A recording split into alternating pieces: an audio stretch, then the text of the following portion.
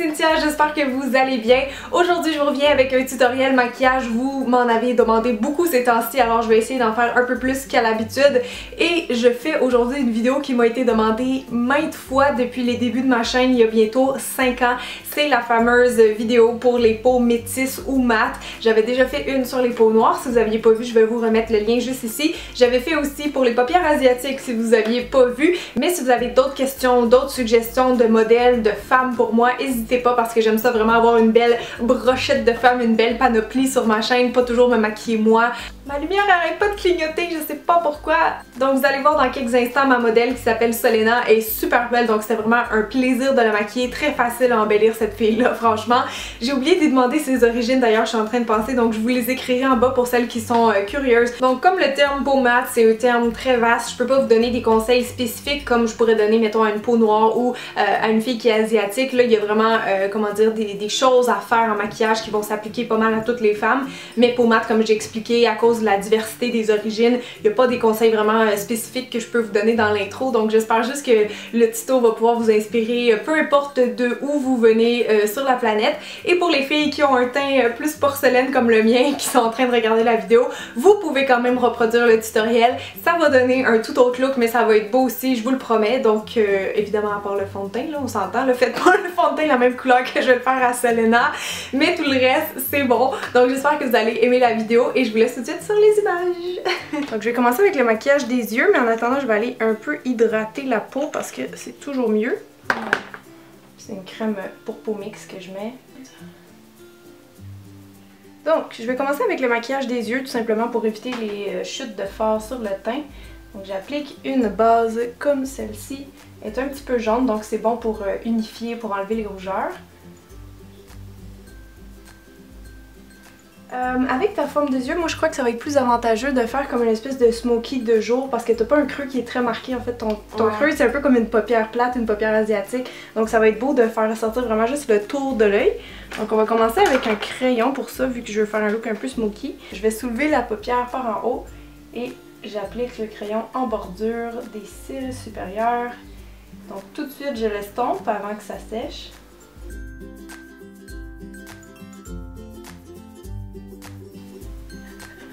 Je vais continuer maintenant avec la palette Naked Art parce que je pense que c'est une palette que beaucoup de gens ont et je voulais faire un maquillage portable pour tous les jours. Donc je vais prendre la teinte Hustle qui est comme encore là une espèce de brun mauve, très belle teinte qui est foncée.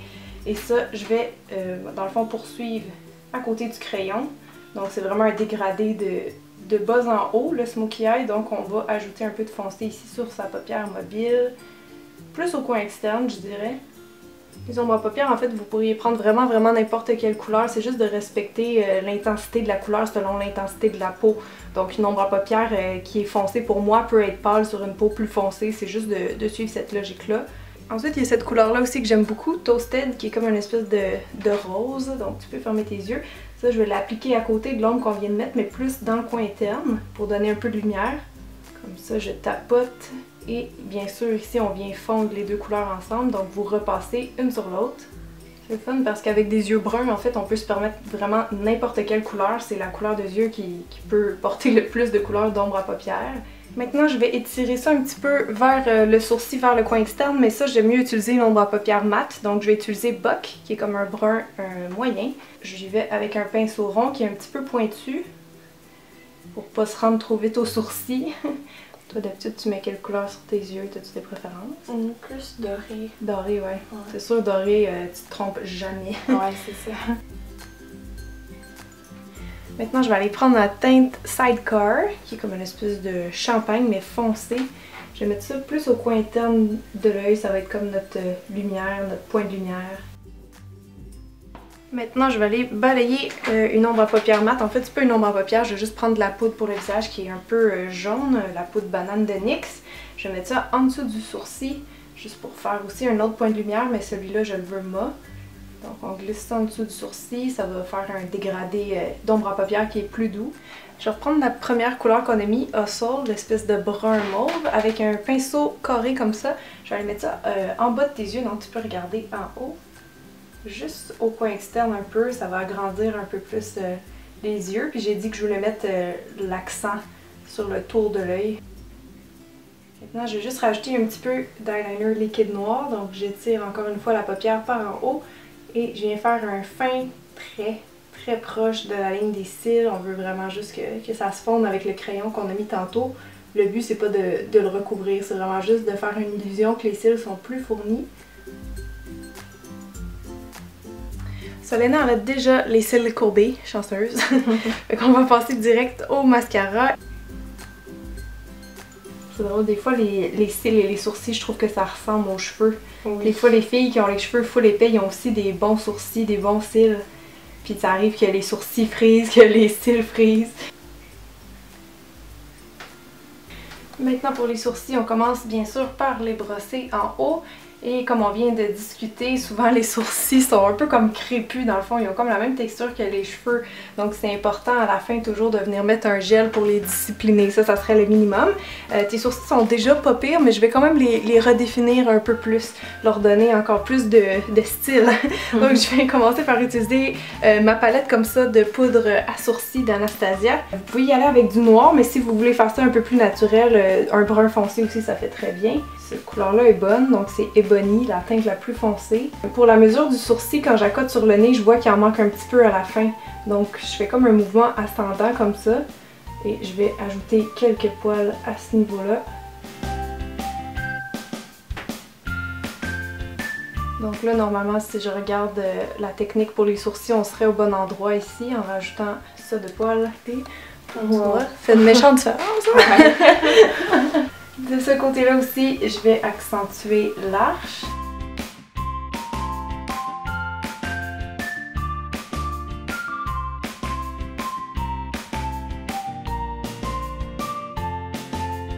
Donc maintenant qu'ils sont un peu plus symétriques, je vais aller fixer le tout avec mon gel à sourcils préféré.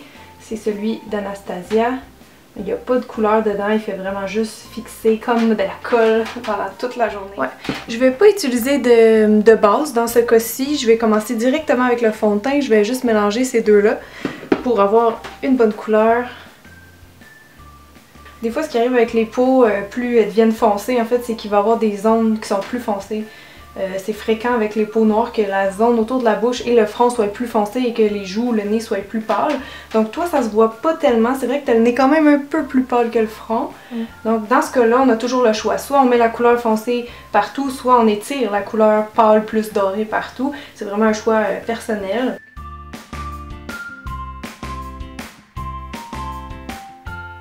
Aussi, certaines peaux d'intensité moyenne peuvent avoir le tour des yeux plus foncé. Ça, c'est un problème où souvent, plus les femmes indiennes ou arabes, souvent, elles vont se plaindre d'avoir le tour des yeux plus foncé. Et en fait, c'est même pas des cernes, c'est ce qu'on appelle de l'hyperpigmentation. Donc ça aussi, ça se corrige avec du orangé. Si vous avez un cache-cerne ou un correcteur couleur saumon, c'est vraiment comme ça que vous allez pouvoir éclaircir le dessous des yeux. Comme ça, ton teint est bien unifié. Maintenant, on va aller corriger un peu les cernes. Pas que t'en aies vraiment, mais ça fait toujours beau quand même d'avoir un peu de cache-cerne en dessous des yeux. Je pense que je vais utiliser ce correcteur-là qui est un petit peu saumon, justement.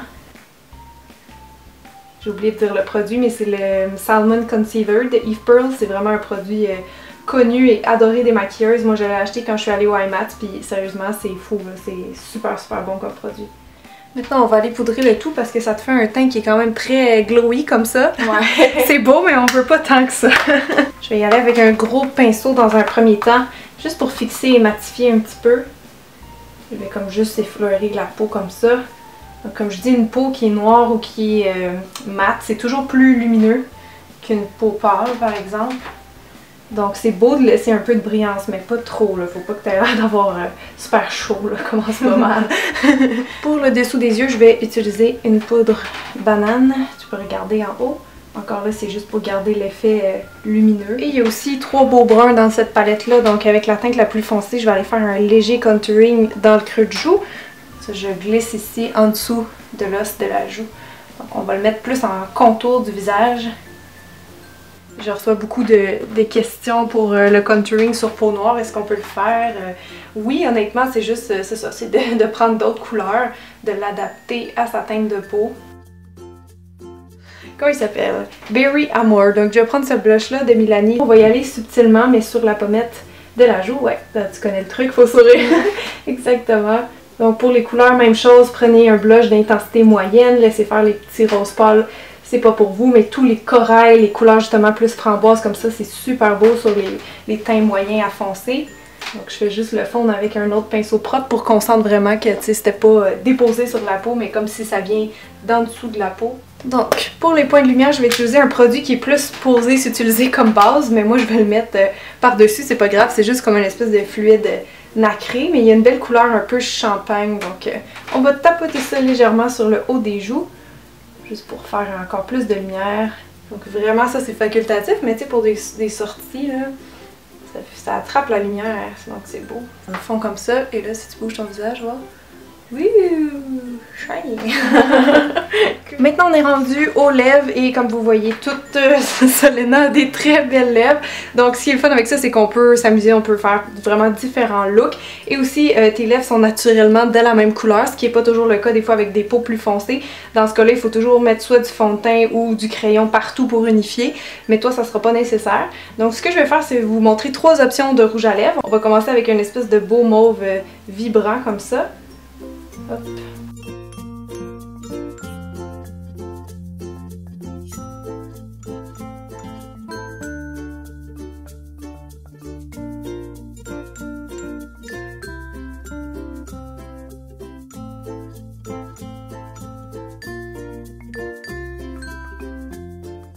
Donc, on a choisi l'option de la petite lèvre nude un peu couleur bubblegum pour la fin parce qu'on voulait faire un look un peu plus portable de jour. Donc, je vais te montrer dans le miroir si tu veux voir de proche. Est-ce que t'aimes ça? C'est à ton goût? Ouais, j'aime vraiment ça. Ça, c'était pas habitué des smokies un peu. Non, c'est ça. Mais je l'ai fait quand même soft puis portable. Fait que, ça te va très bien. Donc vous avez le résultat final les filles, j'espère vraiment que vous avez apprécié la vidéo parce que je sais que ça faisait longtemps que vous me la demandiez. Alors si vous avez aimé, thumbs up, abonnez-vous et sinon on va se revoir dans une prochaine vidéo. Donc merci Solena d'avoir été ma modèle. Ça me fait plaisir.